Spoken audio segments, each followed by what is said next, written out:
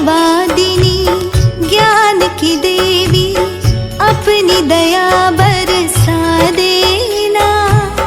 मेरे सर पे हाथ धरो माँ, ज्ञान की ज्योति जगा देना, ज्ञान की ज्योति जगा देना। वीणा वादिनी ज्ञान की देवी अपनी दया बरसा देना। मेरे सिर स्वागत है, स्वागत है, स्वागत है श्रीमान आपका। से आए हुए पार्टिसिपेंट्स, उनके इंचार्जेस, मैं अपनी तरफ से सर्वप्रथम वीर शहीद जो शहीदी दिवस 23 तारीख को होने जा रहा है, उसी की कड़ी में हमने इस कार्यक्रम का आयोजन किया है। जो उनकी वीर गाथाएं हैं वो हम यहाँ पर बच्चे अलग अलग कॉलेज से पूरे स्टेट से आए हुए हैं, वो प्रस्तुत करेंगे। हमारे एनएसएस का पिछले दिनों में स्थापना दिवस भी था, तो दोनों हमने इकट्ठे करके इनको एक कार्यक्रम में समायोजन किया है। Respected Principal Sir,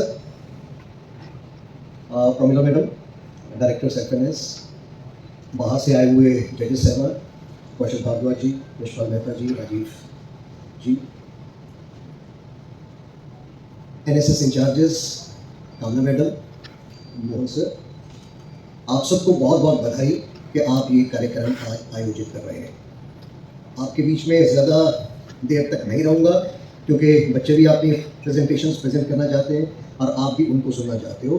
तो बाहर से आए हुए सभी मेहमानों का स्वागत और आपको शुभकामनाएं कि आप इस प्रतियोगिता में बहुत अच्छा परफॉर्म करें। इस बात का द्योतक है कि वैश्य महाविद्यालय के छात्रों में कितनी प्रतिभा होती है, और वो जो 1944 में जब इसको स्थापित किया गया और तब से लेकर आज तक जितनी प्रतिभाओं का इसने इस महाविद्यालय ने तैयार किया, मैं समझता हूँ हमारे लिए सबसे बड़ी बात वो है।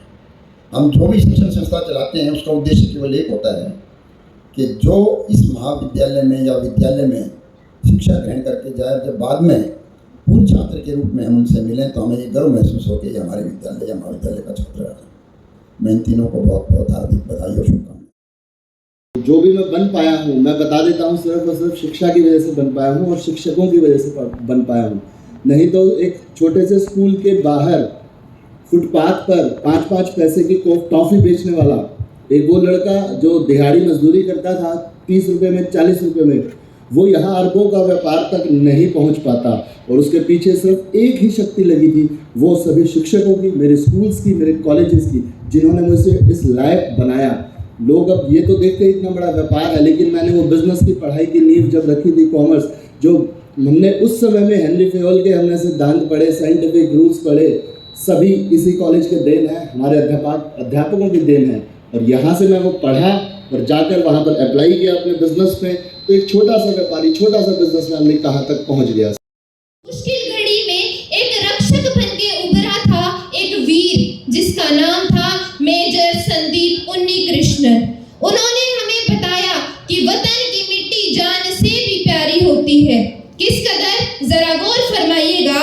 वो साल था 2008 जब मुंबई पर विपदा छाई थी। वो साल था 2008 जब मुंबई पर विपदा छाई थी। आतंक का साया था, हर सांस सहम सी आई थी। ताज होटल में बंद थे निर्दोष कई इंसान, चीख पुकार और देश। लॉन्स नायक एल्बर्ट अक्का मातृभूमि की गोद में सदा सदा के लिए सो गए। शरीर गिर गया धरती पर तिरंगा लहराता रहा। शरीर गिर गया धरती पर तिरंगा लहराता रहा। उसकी सांसें थम गई, उसका जुनून सबको रुलाता रहा। उसकी आंखें बंद हुई, मगर होठों पर आखिरी शब्द थे, जय हिंद, जय भारत। सोचिए, वह अकेला सिपाही, गोलियों से छलनी, लेकिन हाथों में तिरंगे का विश्वास, दिल में मातृभूमि की पुकार। इनकलाब जिंदाबाद की गूंज से, इनकलाब जिंदाबाद की गूंज से हिल उठी अंग्रेजी सत्ता। हर दिल में जागा क्रांति का गीत, हर मन में छाया शक्ति पतरा। कारावास में भी लेखनी से क्रांति का दीप जलाया। मैं नास्तिक क्यों हूँ लिखकर, स्वतंत्रता का दीप जलाया, स्वतंत्रता का दीप जलाया। सो सको इसलिए किसी माँ का बेटा हमेशा के लिए सो गया, वो मरकर भी अमर हो जाते हैं, भारत माँ की गोद में सर रखकर सो जाते हैं। जिस उम्र में तुम हसीनाओं के दुपट्टे में लिपट कर पड़े रहते हो, उस उम्र में वो घर तिरंगे में लिपट कर आते। पृथ्वीराज चौहान बाल्यकाल से ही पराक्रम के प्रतीक थे। जहाँ अन्य बालक खेलकूद में खो जाए, वहाँ यह बालक घुड़सवारी की जीवन जीता। कहा जाता है वे नेत्र मूंदकर भी तीर चला सकते थे, और आप और हम तो कभी कभी नेत्र खोलकर भी जूते का फीता तक ठीक से नहीं बांध पाते हैं। और यह महाराज तो शेर की धीमी से धीमी ध्वनि सुनकर भी उसका वध कर लाया। दिल में गूंजी पुकार, सिंदूर नहीं मिटने देंगे, तिरंगा नहीं झुकने देंगे, अब जुल्म हमको नहीं सहना, मेरे देश का यारो क्या कहना, मेरे देश का यारो क्या कहना। भारत लिखूं या हिंदुस्तान लिखूं, इसको शब्दों में कैसे पर्याप्त लिखूं? वंदन की धरती लिखूं या अभिनंदन की धरती लिखूं, अर्पण की भूमि लिखूं या दर्पण की भूमि लिखूं, नदी नदी को गंगा लिखूं, कंकड़ कंकड़ को मैं शंकर लिखूं। मैं भारत के लिए अपने प्राण लिखूं, गंगा जल की अस्थियों पर मैं अपना नाम लिखूं, स्वर्ण से लिखूं या सुनहरे से लिखूं, भारत को मैं एक जीता जागता राष्ट्र लिखूं। एक सैनिक ऐसा है कि उसे मौत से डर नहीं लगता, या तो वो झूठ बोल रहे हैं या वे गोरखा है। ऐसे महान खतर उनके थे जिन्होंने कहा था कि मुझे खेद है कि मेरे पास सिर्फ एक ही जीवन है देश सेवा के लिए। ये वो थे जिन्होंने भारत सेना में अद्भुत योगदान दिया तथा भारत के पहले फील्ड मार्शल बने। फील्ड मार्शल सेना की सबसे ऊंची रैंक। भारतीय शांति सेना का एक छोटा दल भयंकर हथियारों से सुसज्जित दुश्मनों से घिर चुका था। गोलियों की गड़गड़ाहट, बारूद के धुएं से घिरा आसमान, हर ओर मौत का मंजर। ऐसा प्रतीत होता कि मानो अब कोई राह बची ही नहीं। 22 साल का बच्चा कमरा बंद करके करने क्या लग रहा है? तो भगत सिंह की माँ एक दिन एक छोटी सी कोने में से देखती है, और क्या देखती है कि भगत सिंह के हाथ पर जोत जल रही थी, और सामने भारत माँ की तस्वीर टंग रही थी, और जोर जोर से रोने लग रहा था और कह रहा था, हे धरती माँ, हे भारत माँ, मैं तन आजाद कराऊंगा और अपनी जान दे के भी तन आजाद कराऊंगा। और ये आपके पैरों में जो बेड़ी बंध रही है, उनने यो भगत सिंह का तेगा, बड़ी जल्दी तू आजाद होगी माँ, बड़ी जल्दी तू आजाद होगी। बुद्धेश्वर दत्त का जन्म 10 नवंबर 1910 में बंगाल के आवरी गांव में हुआ था। वे साधारण से परिवार के पुत्र थे, लेकिन उनके विचार असाधारण थे। बचपन से ही उन्हें अन्याय के प्रति असहजता और देशभक्ति की उज्ज्वलता थी। शब्द चढ़ाते हो, हिंद जिनकी जान था, नाम हिंदुस्तानी जिनका मजहब हिंदुस्तान था।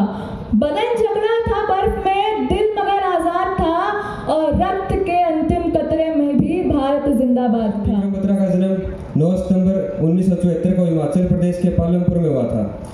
उन्होंने पालमपुर के DAP पब्लिक स्कूल और सेंट्रल स्कूल से शिक्षा प्राप्त की। सेक्टर की सबसे ऊंची चोटी टाइगर पहाड़ी पर पाकिस्तानी कब्जे को हटाना, ये अपने आप में बड़ा ही मुश्किल मिशन था, क्योंकि द्रास सेक्टर की सबसे ऊंची चोटी टाइगर पहाड़ी बड़ी ही खड़ी और सटीक थी। उस पर चढ़ना बहुत फिसलन भरा काम था, लेकिन कोई भी शूरवीर इस बात से नहीं डरता। आजाद का जीवन केवल स्वतंत्रता संग्राम को समर्पित था।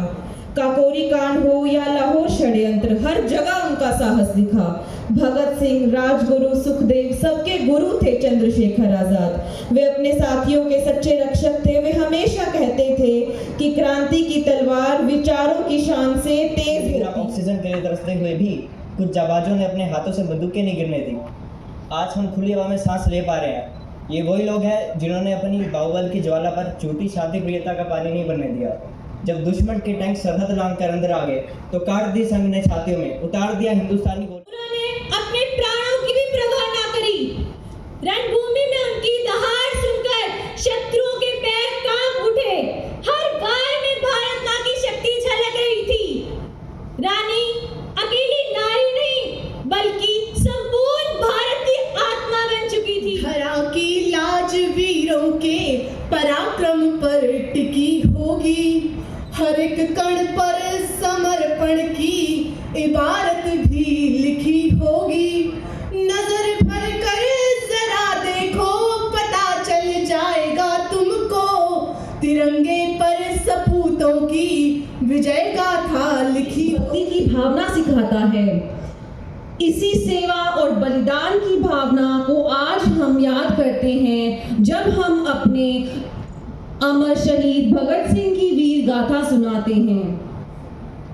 देश के लिए जीना और देश के लिए मरना, यही शहीद भगत सिंह का संकल्प था। बच्चों को भी मैं शुभकामना देता हूं, जिन बच्चों ने मंच के ऊपर आकर अपनी प्रस्तुति दी, और सभी बच्चों ने ही अच्छी प्रस्तुति दी। किसी का थोड़ा 19, किसी का 21, फिर भी उन्होंने अपनी प्रस्तुति को यहाँ पर दिया। मैं तो सभी बच्चों को यही कहूँगा कि सभी जीत कर गए हैं जो मंच पर आए हैं। फर्स्ट, सेकंड, थर्ड कोई मायना नहीं रखता। सबसे बड़ी बात है कि वो यहाँ पर आए और अपने वीरों के लिए, अपने शहीदी दिवस के लिए उन्होंने यहाँ पर अपना प्रस्तुतिकरण दिया। Students who spoke very beautifully. They not only spoke, they recited also. They put impression on the heart and the mind of the judges also. But what happened? In the end, in the middle or in the beginning, they fumbled a little. आज जो ये वीर गाथा में जो आपने प्रतियोगिता में भाग लिया, ये बहुत से बच्चों ने बहुत उत्कृष्ट प्रदर्शन किया है। मैं कुछ जो हमने जजेस तीनों निर्णय मंडल ने जो बातें नोट की है, मैं ज़रा उन पर प्रकाश डालना चाहूँगा कि कुछ बच्चों ने अच्छा पढ़ा है, बोला है। आप सभी का यहाँ इस कार्यक्रम में आने पर हार्दिक आभार व्यक्त करता हूँ। आप सभी के योगदान बिना और आपके मार्गदर्शन बिना हम इस कार्यक्रम की परिकल्पना भी नहीं कर सकते। आप सभी यहाँ आए, आप सभी ने यहाँ पर अपना सहयोग दिया, हमें आगे के कार्यक्रम के लिए प्रेरित किया। आप सभी का मैं इस मंच से हार्दिक अभिनंदन और धन्यवाद करता हूँ।